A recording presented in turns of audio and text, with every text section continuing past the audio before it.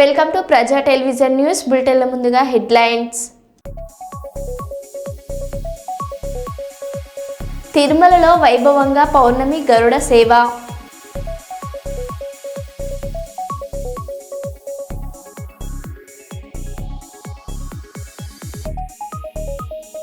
కొసగిలో సిద్ధారూఢ వార్షికోత్సవం కార్యక్రమంలో పీఠాధిపతులు.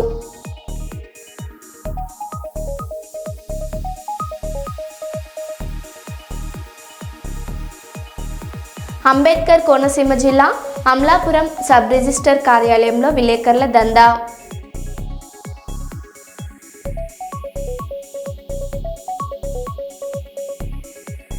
మేడారంలో మంత్రి సీతక్క మీడియా సమావేశం.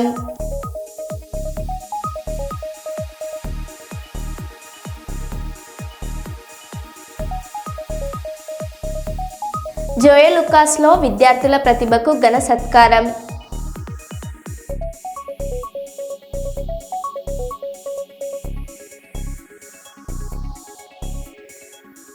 ఇక వివరాల్లోకి వెళ్తే, గుడిలో దేవుడు ఎంత ముఖ్యమో బడిలో ఉపాధ్యాయుడు కూడా అంతే గొప్పవాడని గజ్వేల్ పట్టణంలోని బాలుర ప్రభుత్వ పాఠశాల పాలమాకుల ప్రవీణ్ కుమార్ అన్నారు. ఉద్యోగరీత్యా పదవి విరమణ పొందిన సందర్భంగా ఆయన ఈ వ్యాఖ్యలు చేశారు. సిద్దిపేట జిల్లా గజ్వేల్ పట్టణంలోని ప్రభుత్వ బాలుర పాఠశాలలో ఉద్యోగ విరమణ కార్యక్రమాన్ని ఘనంగా నిర్వహించారు.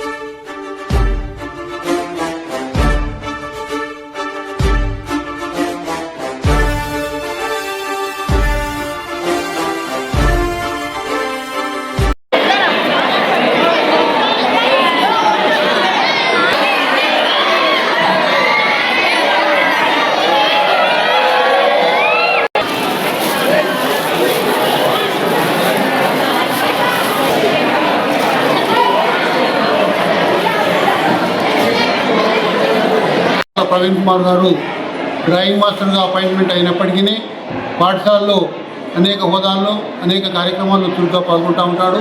ముఖ్యంగా డ్రాయింగ్ మాస్టర్ అనుకోకుండా ఆటల సారుగా ఇంకో మధ్యాహ్న భోజన పథకం ఇన్ఛార్జిగా కూడా ఉండేవాడు. అందులో చిన్న విషయం ఏంటంటే, పాఠశాలలో నీళ్లు లేనందున కలత చెంది 1,50,000 రూపాయలతో వాటర్ బోరేయించి అదేవిధంగా వాటర్ ట్యాంక్ కట్టించి వాటర్ను అందరి పిల్లలకు వచ్చినట్టు చేశాడు. వాడు విద్యాబుద్ధులు నేర్పించిన విద్యార్థులు ఎంతోమంది డాక్టర్లుగా, ఇంజనీర్లుగా అభివృద్ధి చెందుతూ ఉన్నారు. వాటికి ఒకటి ఖచ్చితత్వమైన టైమింగు, టైం అంటే టైమే, 6 అంటే 6 గంటకే రావాలి, 9 అంటే 9 గంటకే. నాకు బడి గుడి ఎంత ముఖ్యమో, బడి ఎంత ముఖ్యమో గుడి ఎంత ముఖ్యమో బడి అన్నట్టు పిల్లల్ని నేను చాలా మంచి ఉద్దేశంతో దగ్గర, అంటే సైన్స్ మ్యాథ్స్ టీచర్ల కన్నా ఎక్కువ నాకు డ్రిల్ మాస్టర్గా, డ్రాయింగ్ మాస్టర్గా పిల్లలు నా దగ్గర చాలా చనువుగా ఉండేవాళ్ళు. వాళ్ళు చాలామంది ఉద్యోగాల్లో కూడా జాయిన్ అయ్యారు. పిల్లలతోటే నేను ఎక్కువ మట్టుకు తిరిగేవాడిని. విద్యార్థులు నాకు ఎప్పుడు దగ్గర ఉండేవాళ్ళు. సో విద్యార్థులు కూడా మంచి పొజిషన్లో ఉన్నారు. ఇక ముందైనా కూడా విద్యార్థులకు చెప్పే సందేశం ఏంటంటే ఎప్పుడైనా కూడా మనం టైం మెయింటైన్ చేయాలి. మనకు వచ్చిన సబ్జెక్టు చెప్పిన సబ్జెక్టు ఏ రోజు ఆ రోజు చేసేయాలి. ఆజిగా కామ్ అభికరణ కల్కా కామ్ ఆజ్కరణ ఆజ్కా కామ్ అభికరణ అన్నట్టు టైం వేస్ట్ చేయకూడదు. పోతే రాని మాత్రం టైం ఒకటే. సమయాన్ని వృధా చేస్తే నాకు మంచిగా అనిపించదు. అందుకోసం అని చెప్పి ఏ విద్యార్థికైనా చెప్పేటంటే సమయం ముఖ్యము, తల్లిదండ్రులు ముఖ్యము, కుటుంబం ముఖ్యము అన్నట్టు ఉండాలి. విద్యార్థులు బాగా చదువుకోవాలి, బాగుపడాలి. నా పేరు పాలమాకుల ప్రవీణ్ కుమార్. మా నాన్న పాలమాకుల శ్రీమంతరావు శశికళాదేవి కొడుకును. నేను 3వ సంతతి. నా పేరు ప్రవీణ్ కుమార్. నాది పాలమాకులనే 1 to 10th వరకు నేను చదువుకున్నా. అక్కడనే సిద్దిపేటనే ఇంటర్మీడియట్ చేసిన. మేము నలుగురు అన్నదంలో నేను కార్యక్రమాలు చేసిన. ఇప్పటికైనా కూడా ఇంకా చేస్తా అనుకుంటున్నా. ఇక ముందు నేను లైఫ్ ఇంట్లో ఉండకుండా ఏదైనా స్వచ్ఛంద కార్యక్రమాలు చేయాలని ఆలోచిస్తున్నా. ఇప్పటికే రోటరీ క్లబ్ వాళ్ళు పిలిచారు. అప్పటి వరకు చూస్తున్నాం. ఇంకా కొసగి సిద్దపాలెం ఎస్సీ కాలనీలో ఆదివారం చోరీ జరిగింది. బదెన్హాల్ హుసేనమ్మ అయ్యన్న దంపతుల ఇంటికి గుర్తు తెలియని దొంగలు ప్రవేశించి 2 బీరువాలను తెరిచి 2 తులాల బంగారం, 18 తులాల వెండి, 5 తులాల మొలతాడు, 5,000 రూపాయల నగదును దొంగలించుకున్నారు. కొసగి ఎస్ఐ రమేష్ రెడ్డి ఆధ్వర్యంలో పోలీసులు సంఘటన స్థలాన్ని పరిశీలించారు. బాధితులు కొసగి పోలీస్ స్టేషన్లో ఫిర్యాదు చేశారు.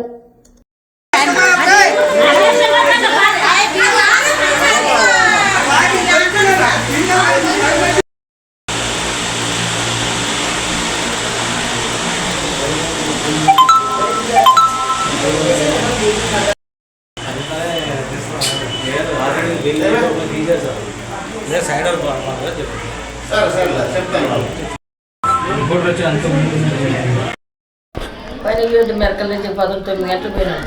6 గంటలకు వచ్చేసరికి అంతా డోర్ తీసి పెట్టాను. 2 నెలలు బంగారు ఉండే, పిల్లలు చీర ఎండు ఉండే, ఒక 5,000 డబ్బులు ఇచ్చి ఉంటారు. అంతేం లేదు. అంత కళ్ళ మా ఇద్దరు ఉండేది ఇట్లా 4 ఊర్లో పిలుకున్నా.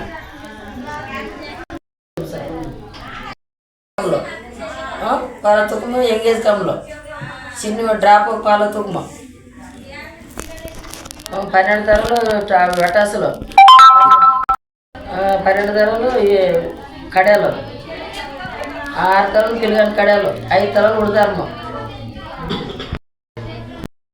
చెప్తున్నాడు తెలిసేది. డిజైన్ ఉంగరం కాళ్ళు ఉండవు. ఒకటి మామూలు సాదా ఉండదు. ఒకటి సాదా అది ఒకటి కాదు, సుత్త కాదు. ఏం సార్ సార్ బజానమ్మ. బీజేపీ జిల్లా అధ్యక్షుడు రామకృష్ణ తెలిపారు. ప్రజల యువత ఆలోచనలను పరిగణలోకి తీసుకొని ఈ బడ్జెట్ రూపొందించబడింది. విద్యా ఉపాధి అవకాశాల పరంగా ఎడ్యుకేషన్ టు ఎంప్లాయ్మెంట్ లక్ష్యంతో ప్రభుత్వం కృషి చేస్తుందని చెప్పారు. దేశంలోని ప్రతి జిల్లాలలో హాస్టళ్లను ఏర్పాటు చేస్తూ 5 సంవత్సరాల్లో 20 లక్షల ఉద్యోగాలు కల్పించేందుకు బడ్జెట్ బిల్స్ ప్రవేశపెట్టబడిందని రామకృష్ణ తెలిపారు. యువకులకు స్టార్టప్ ఇండియా ద్వారా ఉపాధి అవకాశాలు అందిస్తామని యువతను దృష్టిలో ఉంచి బడ్జెట్ రూపొందించబడిందని ఆయన అన్నారు.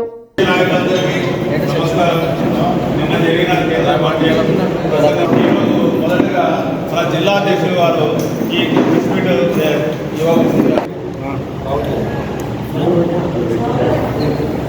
అక్కడ కాకపోతే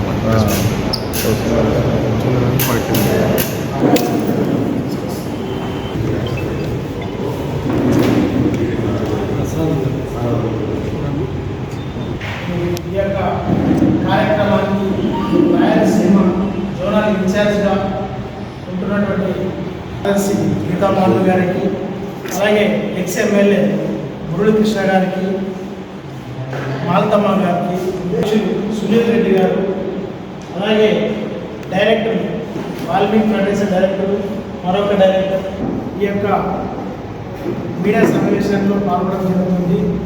ఎందుకంటే రాష్ట్ర ఆదేశాల మేరకు ఈరోజు కర్నూలు జిల్లాలో ఈరోజు ప్రెస్ మీట్ ఏర్పాటు చేయడం జరిగింది.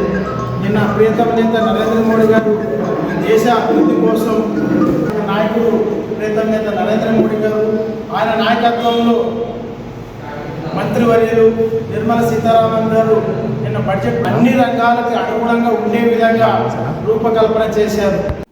తెలంగాణ తొలి సీఎం కేసీఆర్కు సీట్ నోటీసులు ఇవ్వడాన్ని ఖండిస్తూ జనగామ జిల్లా పాలకుర్తి మండల కేంద్రంలో బీఆర్ఎస్ పార్టీ మండల అధ్యక్షులు పస్నూరి నవీన్ కుమార్ ఆధ్వర్యంలో సీఎం రేవంత్ రెడ్డి దిష్టిబొమ్మను దహనం చేసి నిరసన చేపట్టిన బీఆర్ఎస్ శ్రేణులు. ఈ సందర్భంగా నవీన్ కుమార్ మాట్లాడుతూ అమలు కాని హామీలు ఇచ్చి గద్దెనెక్కిన రేవంత్ రెడ్డి ఇచ్చిన హామీలను అమలు చేయడం చేతకాక డైవర్షన్ రాజకీయాలు చేస్తున్నారని మండిపడ్డారు.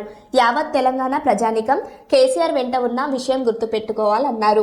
ఈ కార్యక్రమంలో మాజీ ఎంపీపీ నల్ల నాగిరెడ్డి, ఎఫ్ఏసిఎస్ బ్యాంక్ చైర్మన్ బొబ్బాల అశోక్ రెడ్డి, సర్పంచ్ మహేందర్ నాయక్, పాలకుర్తి ఉప సర్పంచ్ గాదెపాక కిరణ్, పార్టీ నాయకులు కటబత్తిని రమేష్, గాదెపాక శ్రీనివాస్ తదితరులు పాల్గొన్నారు.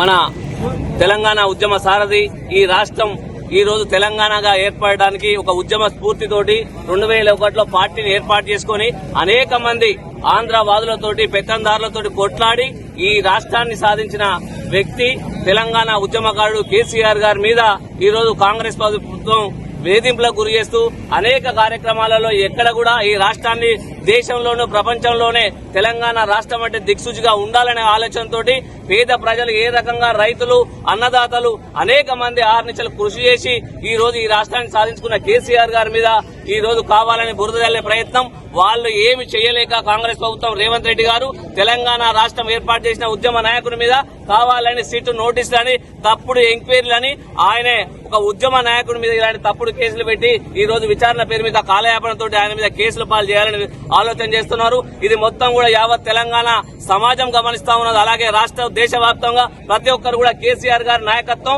ఈ రోజు తెలంగాణ ఒక దిక్సూచిగా ఒక అన్నదాతకు దిక్సూచిగా ఉన్న రాష్ట్రాన్ని ఏర్పాటు చేసి ఈ రోజు అలాంటి వ్యక్తి మీద కేసులు పెట్టడం అనేది కూడా వాళ్ళ తెలంగాణలో ఉన్న గడప గడపకు పల్లె పల్లెకు ప్రతి ఒక్కరు కూడా రైతులు ఆలోచన చేస్తా ఉన్నారు, ఆవేదన చెందుతా ఉన్నారు.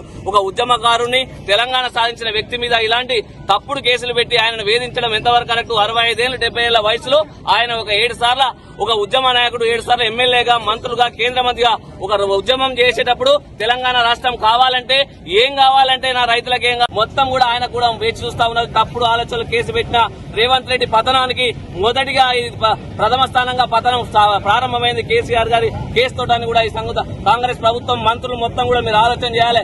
సమాజం మొత్తం ఈ రోజు కేసీఆర్ గారి చిన్న కేసు ఎటువంటిది ఏర్పడ్డా కూడా దాని పూర్తి బాధ్యత కాంగ్రెస్ ప్రభుత్వం వహించాలని కోరుకుంటూ ఈ పిలవగానే ప్రతి గ్రామాల తండోపతండాలుగా గ్రామాలలో మొత్తం పార్టీ క్యాడర్ గాని తెలంగాణ సమాజం గాని రైతులు కూడా గ్రామాలలో కూడా ఈ రోజు పోయి వాళ్ళు కూడా దిష్టి బొమ్మలు తయారు చేస్తా అనే విధంగా వచ్చిందంటే ఇవాళ కేసీఆర్ గారు ఏ రకంగా మేలు చేసినదని కూడా ఈ సమాజం అర్థం చేసుకోవాలి. ఇప్పటికైనా కాంగ్రెస్ ప్రభుత్వం మొండి వైఖరి వీడకుంటే ఇలాగే కేసీఆర్ మీద, కేసీఆర్ కుటుంబం మీద, బీఆర్ఎస్ పార్టీ కార్యకర్తల మీద వేధింపులకు గురి చేస్తే దాని యొక్క పర్యాస్థానం రాబోయే మున్సిపల్లో ఉంటది. రాబోయే ఎన్నికల్లో మీకు తగిన బుద్ధి ప్రజలే గుణవాడని చెప్తారని ఈ సందర్భంగా తెలియజేసుకుంటూ జై తెలంగాణ.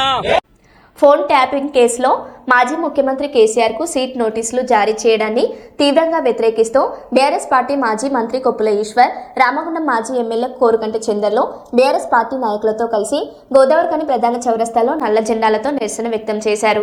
ఈ సందర్భంగా మాజీ మంత్రి కొప్పుల ఈశ్వర్ మాట్లాడుతూ ఇంట్లో ఎవరూ లేని సమయంలో రాత్రి మాజీ ముఖ్యమంత్రి బీఆర్ఎస్ పార్టీ అధినేత కేసీఆర్ ఇంటికి వెళ్లి సీట్ అధికారులు నోటీసులు అంటించడాన్ని ఆయన తప్పుపట్టారు. రాజకీయ కక్ష సాధింపులో భాగంగానే కాంగ్రెస్ ప్రభుత్వం ఈ తరహా చర్యలకు పాల్పడుతుందని ఆరోపించారు. ప్రభుత్వం అధికారంలోకి వచ్చినప్పటి నుంచి ప్రతిపక్ష నాయకులపై అక్రమ కేసులు, నోటీసులతో వేధింపులకు దిగుతోందని విమర్శించారు. ఫోన్ ట్యాపింగ్ అంశాన్ని సాకుగా చేసుకుని కేసీఆర్ ప్రతిష్టను దెబ్బతీయాలనే కుట్ర జరుగుతుందని పేర్కొన్నారు. ప్రజల దృష్టిని మళ్లించేందుకు కాంగ్రెస్ ప్రభుత్వం దుర్మార్గపు రాజకీయాలకు పాల్పడుతుందని ఆరోపించారు. రాష్ట్ర అభివృద్ధి సంక్షేమంలో విఫలమైన కాంగ్రెస్ ప్రభుత్వం ప్రజల ప్రశ్నలకు సమాధానం చెప్పకుండా ప్రతిపక్షంపై దాడులు చేస్తుందని అన్నారు. ఈ కార్యక్రమంలో బీఆర్ఎస్ రాష్ట్ర నాయకులు కౌశిక హరి, నాయకులు గోపు ఐలయ్య యాదవ్, టీబీజీకేఎస్ అధ్యక్షులు మిర్యాల రాజిరెడ్డి, పర్లపల్లి రవి, మురళీధర్ రావు, గుంపుల లక్ష్మి, రమ్య యాదవ్ తదితరులు పాల్గొన్నారు. తెలంగాణ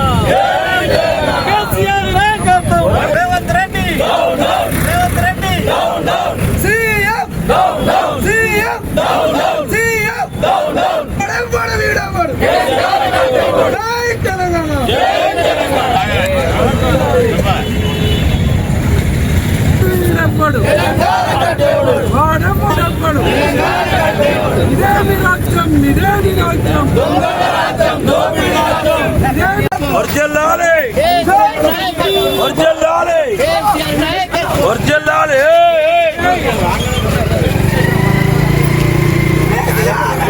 తెలంగాణ రాష్ట్రంలో ముఖ్యమంత్రి రేవంత్ రెడ్డి విధానం చూస్తుంటే ఒక అరాచకమైన అదేవిధంగా అణచివేత ధోరణితో ఈ ప్రభుత్వాన్ని నిర్వహిస్తున్నట్టుగా కనబడతా ఉంది.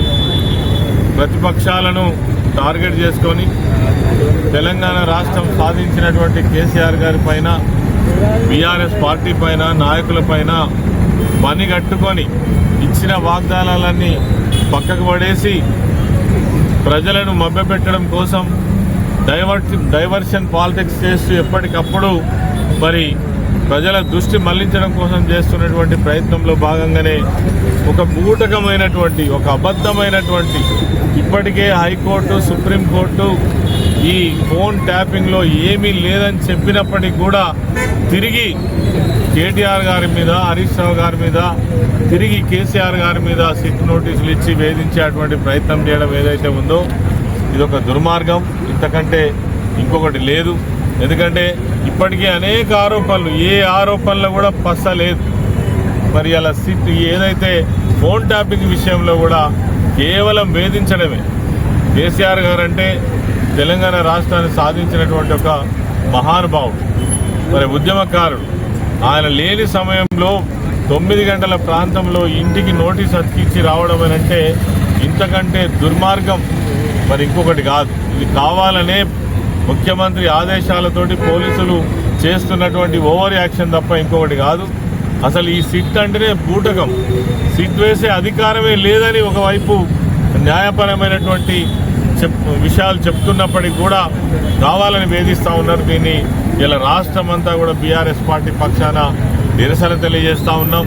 అదేవిధంగా ప్రతి గ్రామంలో ఈ ప్రభుత్వం యొక్క దిష్టి బొమ్మలు తగలబెట్టి తమ యొక్క నిరసనను తెలియజేయడం జరుగుతూ ఉంది. ఈరోజు గోదావరిఖని పట్టణంలో కూడా మరి ఈ ప్రభుత్వ విధానానికి వ్యతిరేకంగా ధర్నా, మరి రాస్తారోకో కూడా నిర్వహించడం జరిగింది. ఈ సందర్భంగా పాల్గొన్నటువంటి నాయకులందరికీ కూడా నమస్కరిస్తూ జై తెలంగాణ.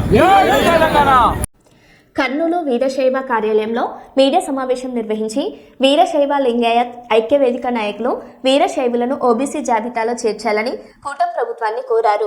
ఎన్నికల సమయంలో ఇచ్చిన హామీ మేరకు వీరశైవులను అసెంబ్లీలో తీర్మానం చేసి కేంద్రానికి పంపారని వెల్లడించారు. వీరశైవులను 2009లో బీసీడీ జాబితాలో చేర్చినప్పటికీ ఇప్పటి వరకు ఓబీసీ జాబితాలో మార్చలేదని వారు పేర్కొన్నారు. కూటమి ప్రభుత్వ అధికారంలోకి వచ్చిన తర్వాత రాష్ట్ర వ్యాప్తంగా వీరశైవులు అభ్యర్థుల గెలుపుకు సాయం చేస్తున్నట్టుగా గుర్తు చేశారు.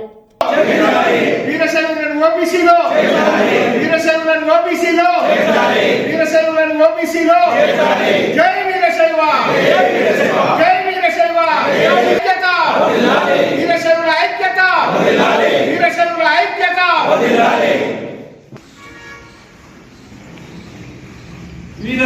వెంటనే వీరశైవులను వెంటనే వీరశైవులను వెంటనే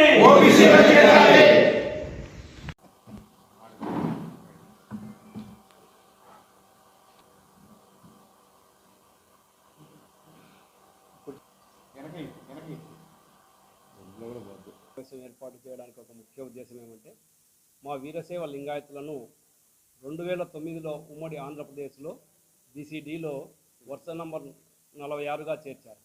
కానీ 16 సంవత్సరాలు అయింది, ఇప్పటి వరకు కూడా కేంద్ర ఓబీసీ జాబితాలో చేర్చలేదు. కాబట్టి మా ఒక తరం కూడా కేంద్ర విద్యా సంస్థల్లో కానీ కేంద్ర ఉద్యోగాల్లో కానీ అవకాశాలను కోల్పోతున్నాం. మా వాళ్ళంతా కూడా ఉమ్మడి కర్నూలు, అనంతపురం జిల్లాలో ఎక్కువ పాపులేషన్ ఉన్నారు.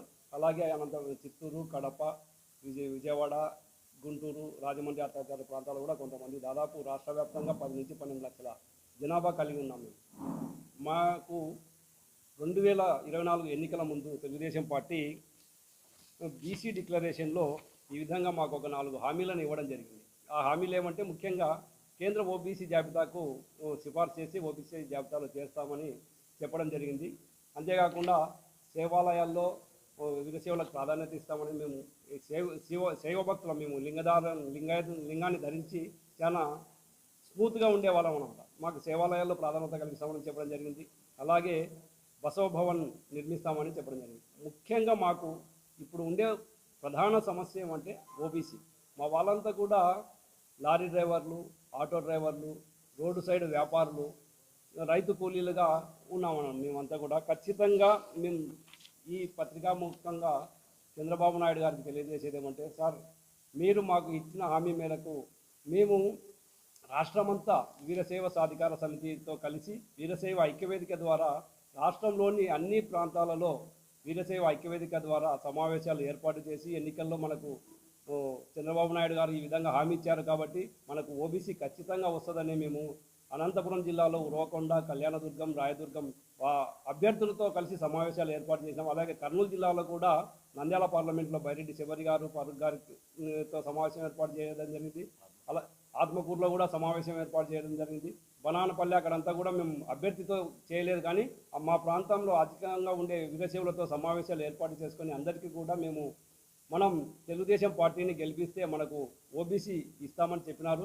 అంతేకాకుండా తెలుగుదేశం పార్టీ ఇప్పుడు ఉన్నటువంటి అరాచకమైన వైసీపీ పార్టీ పోతే రాష్ట్రంలో మన పిల్లల భవిష్యత్తు మనము వీరశైవులం ఒక్కరమే కాకుండా రాష్ట్రమంతా కూడా సుఖశాంతులతో శాంతితో ఉంటుందని తెలియజెప్పి రాష్ట్రమంతా పర్యటించి మేము తెలుగుదేశం పార్టీకి అనుకూలంగా దాదాపు 70-80% మంది వీరశైవులము తెలుగుదేశం పార్టీకి అనుకూలంగా పనిచేసి ఓటు వేయడం జరిగింది. సార్ ఖచ్చితంగా మమ్మల్ని ఓబీసీ జాబితాలో చేర్చి మా భవిష్యత్ తరాలను ఆదుకోవాలని ఇప్పుడు జరిగే అసెంబ్లీ సమావేశాల్లో తీర్మానం ప్రవేశపెట్టి ఆ తీర్మానాన్ని కేంద్ర ప్రభుత్వాన్ని నివేదించాలని కోరుతున్నాను. సార్ నా పేరు చంద్రశేఖర్. కొసగిలో సిద్ధారుడ జ్యోతి శాంత ఆశ్రమంలో 10వ వార్షికోత్సవం ఘనంగా నిర్వహించబడింది. 3 రోజుల పాటు జరిగిన ఆధ్యాత్మిక ప్రవచనాలు భక్తులను ఆకట్టుకున్నాయి. అభినవ సిద్ధారుడి స్వామివారిని తులాభారం నిర్వహించి ఆశీర్వదించారు. హూబ్లీ, బీజాపూర్ పీఠాధిపతులు ఆత్మస్వరూపం, జ్ఞానేంద్రియాల ప్రాముఖ్యతపై విశేష ప్రసంగాలు చేశారు. వార్షికోత్సవాన్ని ఆదివారం గణరథోత్సవంతో ముగించారు. ఈ కార్యక్రమంలో ట్రస్ట్ కమిటీ సభ్యులు కుమార్ దొర, పత్రాల నరసింహులు, మూర్తిగౌడ్, అయ్యన్నగౌడ్, కిష్టప్ప, తిరుమలారెడ్డి, శంకర్, లక్ష్మీనారాయణ, మాధవరెడ్డి, గోవింద్ భక్తులు తదితరులు పాల్గొన్నారు.